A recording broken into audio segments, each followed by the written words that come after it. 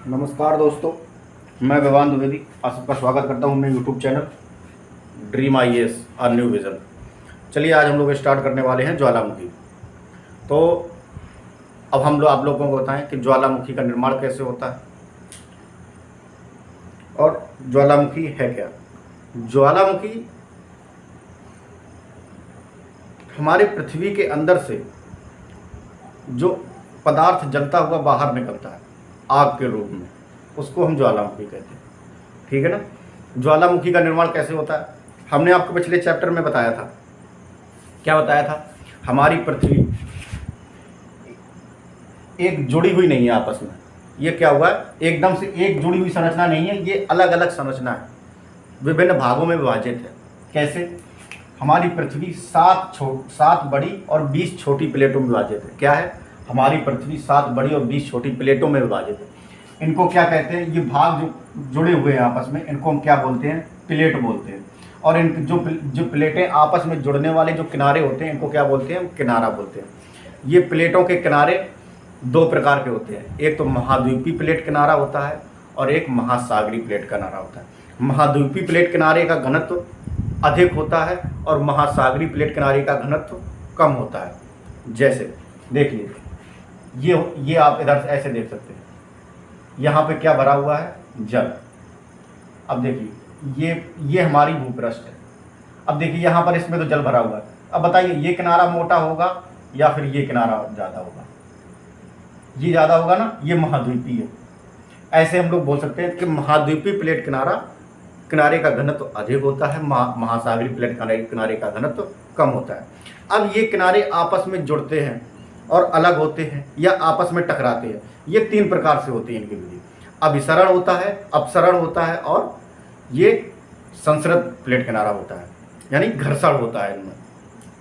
तो देखिए, जब 2 प्लेट किनारे आपस में टकराते हैं तो या तो वो एक दूसरे के ऊपर चढ़ जाते हैं या एक प्लेट किनारा दूसरे प्लेट किनारे से नीचे चला जाएगा या इससे दोनों आपस में टकराकर ऊपर हो जाएंगे। देखिए क्या होता है कि जब महासागरीय और महाद्वीपीय प्लेट किनारा है, अर्थात कम घनत्व का प्लेट किनारा ज़्यादा घनत्व के प्लेट किनारे से आपस में टकराएगा, तो क्या होता है कि ये प्लेट किनारा इस प्लेट किनारे के नीचे चला जाएगा, ऐसे हो जाता है। ठीक है ना। तो इसमें यहाँ पर क्या होता है, ये ऐसे खाई का निर्माण हो जाता है, ये वाला भाग। इससे क्या होता है? खाई का निर्माण। और ये जब नीचे चला जाएगा, देख आप लोग मैप से समझ सकते हैं कि ये है महासागरीय प्लेट किनारा और ये है महाद्वीपीय प्लेट किनारा। ठीक है ना। तो जब महासागरीय प्लेट किनारा महाद्वीपीय प्लेट किनारे से नीचे जाएगा तो ये कहाँ तक नीचे जा सकता है? ये 200 किलोमीटर तक नीचे जा सकता है। कहाँ तक जा सकता है? 200 किलोमीटर तक। क्यों जा सकता है? क्योंकि 200 किलोमीटर नीचे एस्थनोस्फीयर पाया जाता है। क्या पाया जाता है? मेंटल का ऊपरी भाग, जिसको हम दुर्बलता मंडल या एस्थनोस्फीयर बोलते हैं। एस्थनोस्फीयर क्या है? एस्थनोस्फीयर मेंटल का वह भाग जो प्लाज्मा रूप में पाया जाता है, अर्थात उसमें अग्नि का तापमान इतना अधिक होता है कि वो प्लाज्मा रूप में होता है। और अग्नि का जो तापमान होता है, जो तापमान है वो सबसे अधिक प्लाज्मा रूप पदार्थ की प्लाज्मा अवस्था में ही पाया जा सकता है। जैसे सूर्य होता है, सूर्य भी प्लाज्मा अवस्था में ही होता है क्योंकि उसका तापमान 6000 डिग्री केल्विन से अधिक होता है। इसलिए ये प्लाज्मा अवस्था में होता है यहाँ पर भाग। और यहाँ पर जब महासागरीय प्लेट नीचे जाती है तो चूंकि महासागरीय प्लेट में वायु, जल, ये सब मात्राएं पर्याप्त मात्रा में पाए जाते हैं, तो जब ये पदार्थ अग्नि में जलते हैं जाकर तो इनमें क्या होता है? वाष्प का निर्माण होता है। क्या होता है? वाष्प का निर्माण होता है। और इस वाष्प का प्रेशर इतना अधिक होता है, इस वाष्प का प्रेशर इतना अधिक होता है कि ये पृथ्वी की जो भूपृष्ठ होता है उसको फाड़ कर बाहर निकलने की कोशिश करने लगता है। भूपृष्ठ को फाड़ कर बाहर निकलने की कोशिश करने लगता है। तो उस जो भूपृष्ठ को वाष्प फाड़ने लगती है तो उससे क्या होता है? एक नली का निर्माण हो जाता है। और उसी नली के सहारे क्या होता है कि जो हमारा जो लावा होता है, देखिए लावा जब तक हमारी भूपृष्ठ के नीचे है, ये क्या है? भूपृष्ठ। और ये क्या है? एस्थनोस्फीयर। ये क्या है? एस्थनोस्फीयर। ठीक है ना। एस्थनोस्फीयर में जब लावा होता है तो इसको हम क्या बोलते हैं? मैग्मा। इसको क्या बोलते हैं? मैग्मा। जब अर्थात भूपृष्ठ के नीचे जब तक लावा है उसको हम क्या बोलते हैं? मैग्मा बोलते हैं। और जब ये मैग्मा भूपृष्ठ के ऊपर आ जाता है तो हम इसको क्या बोलने लगते हैं? लावा बोल देते हैं।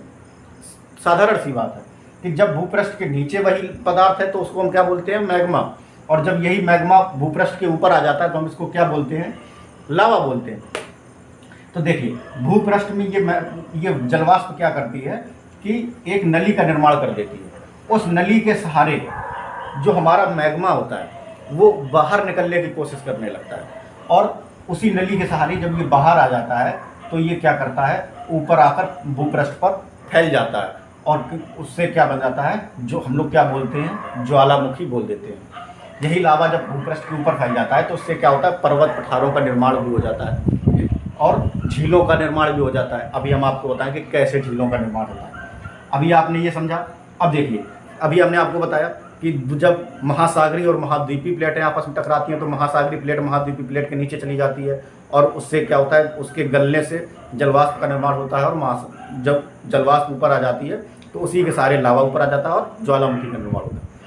जब महाद्वीपीय और महाद्वीपीय प्लेट, दोनों महाद्वीपीय प्लेटें आपस में टकराएंगी तब क्या होगा, जब दो महाद्वीपीय प्लेटें अर्थात समान घनत्व की प्लेटें आपस में टकराएंगी तो क्या होगा, पर्वत का निर्माण होगा। किसका निर्माण होगा, पर्वतमालाओं का निर्माण होगा। कैसे होगा, देखिए जब दो महाद्वीपीय प्लेटें आपस में टकराती हैं तो ये एक दूसरे के ऊपर चढ़ने लगती हैं। चढ़ने से क्या होता है, चोटियों का निर्माण होने लगता है। इसका सबसे बेस्ट उदाहरण है हमारा हिमालय पर्वत। हमारे हिमालय पर्वत का निर्माण कैसे हुआ है, अफ्रीकन प्लेट जो कि जिससे भारत अलग हुआ था वो भी एक अफ्रीकन प्लेट थी। अफ्रीकन प्लेट और यूरेशियन प्लेट, यूरोप और एशिया से मिलकर जो प्लेट बनी है उसकी आपस में टकराने से, चूंकि दोनों महाद्वीपीय प्लेट थी इसलिए दोनों प्लेटें आपस में टकराकर एक दूसरे के ऊपर चढ़ गईं, जिससे किसका निर्माण हो गया, हिमालय पर्वतमाला का। अब देखिए ज्वालामुखी का उद्गार दो तरह से होता है। कौन कौन से प्रकार से होता है, एक तो होता है दरारी उद्गार, एक होता है केंद्रीय उद्गार। दरारी उद्गार में क्या होता है, हमेशा पठार का निर्माण होता है। किसका निर्माण होता है, पठार का। क्यों होता है, क्योंकि इसमें लावा बहुत पतला होता है। दरारी उद्गार में क्या होता है, लावा बहुत पतला होता है। क्यों होता है, देखिए जब दो प्लेटें आपस में एक दूसरे से अलग होती हैं तो क्या होता है, वहाँ पर दरार का निर्माण हो जाता है, और उसी दरार के द्वारा क्या होता है, लावा बाहर निकल आता है और वो उसके आसपास फैल जाता है। और जब बराबर वो फैल कर एक दूसरे के ऊपर जमा होता रहता है तो वहाँ पर क्या हो जाता है, पठार का निर्माण हो जाता है। इसका बेस्ट उदाहरण भारत में है। जो हमारा दक्कन का पठार है वो दरारी उद्गार से निकले हुए लावे के द्वारा ही बना हुआ है। कैसे बना हुआ है, देखिए जब अफ्रीकन प्लेट से भारत अलग हुआ तो क्या हुआ, वहाँ पर एक दरार का निर्माण हुआ और उसी दरार से लावा बाहर निकलने लगा। जब उस दरार से लावा बाहर निकला तो कुछ लावा भारत की तरफ गिरा और कुछ लावा अफ्रीका की तरफ गिरा। तो उसमें क्या हुआ, भारत की तरफ जो लावा गिरा उसमें क्या हुआ, दक्कन के पठार का निर्माण हुआ, और जो लावा अफ्रीका महाद्वीप पर गिर गया उससे किसका निर्माण हुआ, सोमालिया के पठार का निर्माण हुआ। किसका पठार, कौन से पठार, सोमालिया के पठार का निर्माण हो गया। ठीक है ना। केंद्रीय उद्गार में क्या होता है कि लावा भूपृष्ठ को फाड़कर ऊपर निकलता है और हवाई उद्गार करता है। इसमें चट्टान, धूल के कण, राख, ये सब बहुत बड़ी मात्रा में बाहर निकलते हैं, और इससे क्या होता है, कई कई जगह पर धूल के बादल छा जाते हैं, लोगों को सांस लेने में भी दिक्कत होने लगती है। ठीक है ना। देखिए जब लावा पतला होता है तो ये क्या करता है, उसका होल होता है ना गैस का, उससे आराम से निकलकर आसपास फैल जाता है और परत दर फैलता चला जाता है। उससे क्या निर्माण होता है, चट्टानों का निर्माण होता जाता है। और जब लावे का उद्गार हवाई रूप से होता है। क्यों होता है हवाई रूप से, क्योंकि जैसे एक बार लावा निकला तो वो वहाँ पर रास्ते में क्या हुआ, जब गाढ़ा लावा होता है तो वो क्या होता है, जम जाता है रास्ते में, तो जमकर वहीं पर चट्टान का रूप धारण कर ले। लेकिन जब दोबारा से वहाँ पर गैस बन के वाष्प बाहर निकलती है तो जब वाष्प में इतना अधिक प्रेशर हो जाता है कि वो उस लावे को, जो जमा हुआ लावा होता है, उसको विस्फोट के द्वारा बाहर फेंक देता है। तो जब वो वाष्प उस जमे हुए लावे को विस्फोट के द्वारा बाहर फेंकता है तो उससे किस प्रकार के ज्वालामुखी का निर्माण होता है, विस्फोटक ज्वालामुखी। ठीक है ना। तो उससे क्या होता है, वो जो चट्टाने और धूल के कण और राख, लावा, ये सब होता है वो दूर तक आसमान में फैल जाता है। क्या होता है, दूर तक आसमान में फैल जाता है। ये देखिए जब लावा इधर से निकलता है तो ये क्या होता है, ऐसे निकलता जाता है। ठीक है ना। तो लावा जब इधर से निकलता है तो यहाँ पर क्या होता है, इसका निर्माण हो जाता है। किसका निर्माण हो जाता है, एक ऐसी आकृति का निर्माण हो जाता है। किस आकृति का निर्माण हो जाता है, ऐसी आकृति का निर्माण हो जाता है। इस आकृति को हम क्या बोलते हैं, क्रेटर बोलते हैं। इसको हम क्या बोलते हैं, क्रेटर बोलते हैं। क्रेटर, इसको क्या बोलते हैं, क्रेटर।